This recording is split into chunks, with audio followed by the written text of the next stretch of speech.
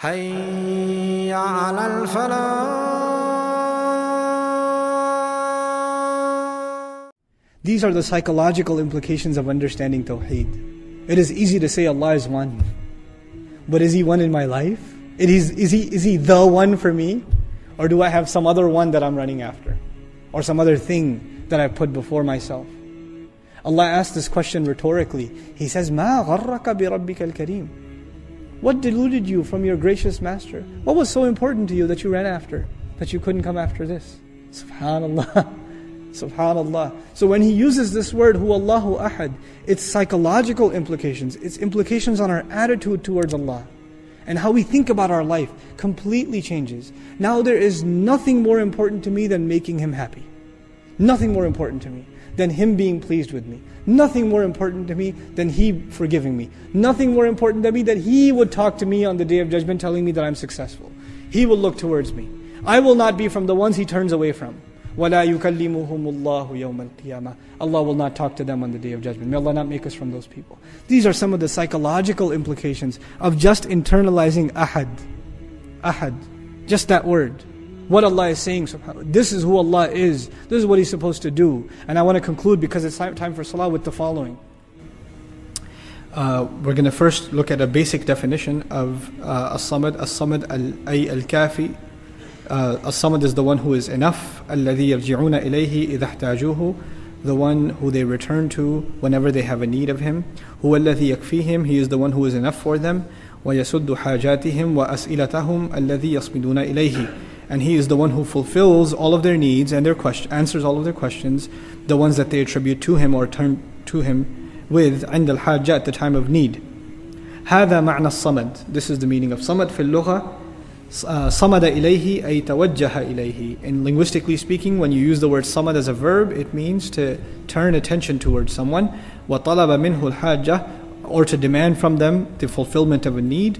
المصمود إليه هو السيد المتوجه إليه. Al-Masmood is the word Masmood is actually what Samad implies, is the one to whom people turn in time of need.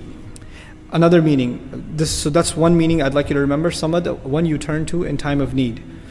The second meaning, Samada ilayhi ay qasadahu.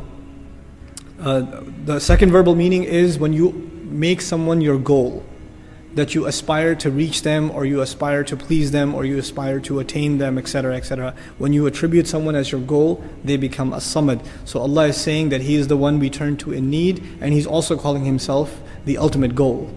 He is the goal of what we do. And of course, this is one of the reasons this is called Suratul Ikhlas, because sincerity, ikhlas, is when we do things and the goal of it is always Allah Azza wa Jal. So that's included in the meaning of as-samad. وَالصَّمَدْ أَيْضًا الْغَنِي الَّذِي لَيْسَ فَوْقَهُ أَحَدٌ. One of the meanings of samad also is the one who is not in need of anyone else, and no one can overpower them or be above them in status or in any attribute. الَّذِي لَا عَيْبَ فِيهِ. The one who has no blemishes or no faults in him. مِنَ الرِّجَالِ الَّذِي لَيْسَ فَوْقَهُ أَحَدٌ. It's used also in Arabic literature. It's used for a person also, the one who cannot be overcome, meaning can't be overcome in battle. You can't outdo them in business or in their leadership or in their eloquence. Then they're also called a fixture, a samad. Okay, so this is from a linguistic point of view. Additionally, Mufassirun comment, as-samad implies azimul jalala. That's one thing, that he's incredible and great in terms of His glory. Ad-Da'im al-Khalid, He's the everlasting. Al-Maqsood li-Qada' al-Hajat, we talked about that, the one who is turned to fulfill needs.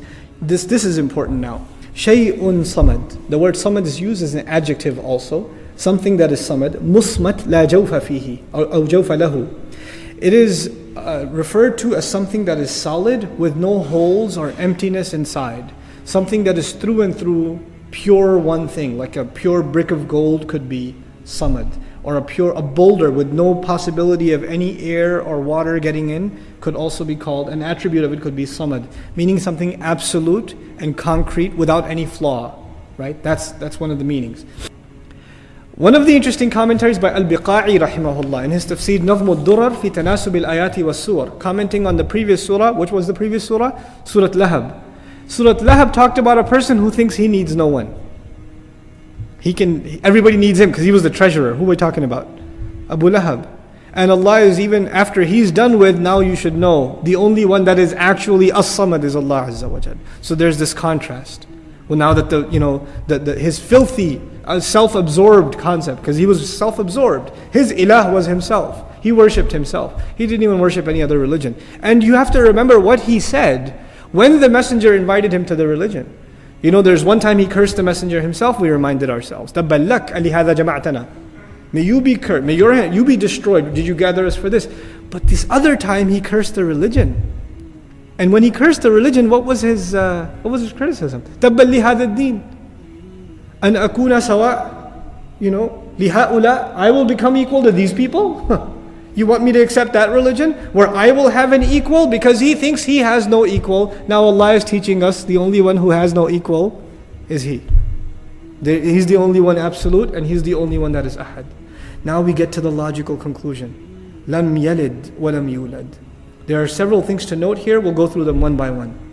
The first thing to note here, what is the connection between the previous ayah and Allah saying He did not give birth to anyone? He didn't father anyone. Nor is He fathered Himself, nor is He, the old English term, He didn't beget, nor was He begotten. And I'm using was carefully, because Allah doesn't say, La yalidu, wa la yuladu. La would have been present tense. He does not beget, and He is not begotten. Allah used lam. And lam forces the meaning of a verb to the past tense. It forces, so I'm translating, He did not beget, He did not father, nor was He fathered. So the first thing we have to figure out is the benefit of the past tense in this ayah. Why use the past? And why not say He does not father and He is not fathered? Why not? Well, the latter makes logical sense. The fact, lam yulad, He wasn't born of anyone, makes sense because birth happens in the past. So that makes sense. But why not protect shirk from the future too by saying la yalid? He does not give birth. Well, one of the problems with that would have been, if you say He does not give birth, that doesn't necessarily negate that He did not give. He did not father. So that leaves room for shirk in the past. Leaves room for shirk in the past. That's one thing. The second thing is, we've already said ahad and as-samad, which means already there's not going to be anyone comparable. Having a child, what does it do? A human being begets a human being. A cat gives birth to a cat, a dog to a dog. An animal gives birth to an equal, to someone of the same species. We've already established he can't have a second. That's not possible for him. And this attribution of Allah having ma'adallah a son, like the Christian community or some segments of the Jewish community, or Allah having daughters like some segments of the mushrikun who said that He took angels as daughters, these attributes were not made of the present or the future. Where were these allegations made from?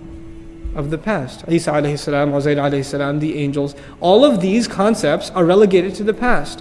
One of the benefits of this past tense is Allah is addressing the falsehoods of the religions that already occurred. And in it, like Abu Bakr al-Baqillani actually commenting on Lam Yalid said, in it there's a miracle of the Quran in regards to its predictions. There will be no other religion that claims that God has children that will ever take hold on the earth, like which religions already took hold? Christianity at the heart of it, right? Think of other religions that have a concept of God where He gives birth to another. All of them are relegated to what? Pre-Islam. Pretty much all of them pre-Islam. So now here Allah Azza wa Jalla addresses that with the problem that already occurs.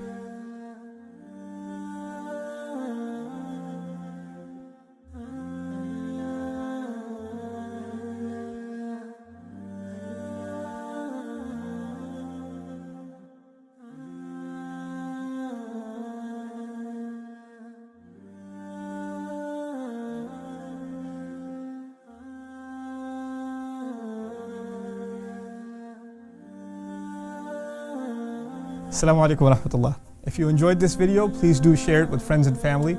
If you want to see more videos from this series, click on the box at the top. If you want to see other videos, click on the box at the bottom. And don't forget to hit the subscribe button. Thanks.